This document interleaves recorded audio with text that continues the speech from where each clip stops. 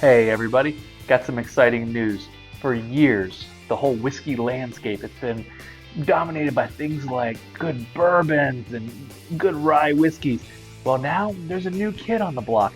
Who do we got? We got this. We got a single malt rye. Now, rye whiskeys they got their first real definitions in 2002 from the Alcohol, Tobacco, Tax and Trade Bureau.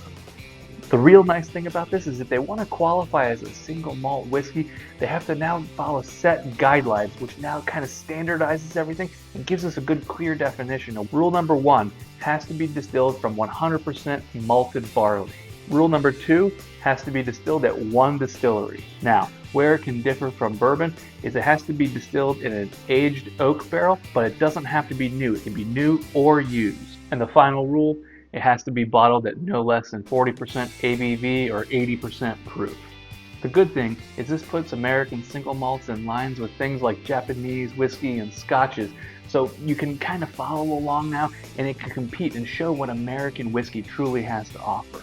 This departure from the typical rye, corn, wheat whiskeys, it really shows what American whiskeys have to offer, and it gives these distilleries a chance kind of experiment with different types of toasting, different flavor profiles, and it really helps them expand what they can actually do with the sweet juice inside those barrels. Because of the climate variations and the different regional influences and them not being kind of polluted with all the other stuff out there, these guys really can express different types of flavors. I mean, you'll have your typical honey, you'll have your caramel, you'll have those nice flavor notes, but single malt whiskeys, they have that sweetness of that grain that kind of began to germinate. They also have other nice things, like they usually have a nice long finish. Sometimes it can be a little smoky, sometimes it can be a little peaty. It has a lot to offer.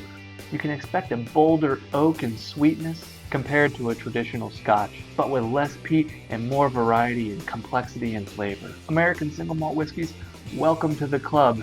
Join your brethren, the wheated, the corn, the rye. One sip and you'll see why these guys aren't playing in the same ball field, they're rewriting the playbook.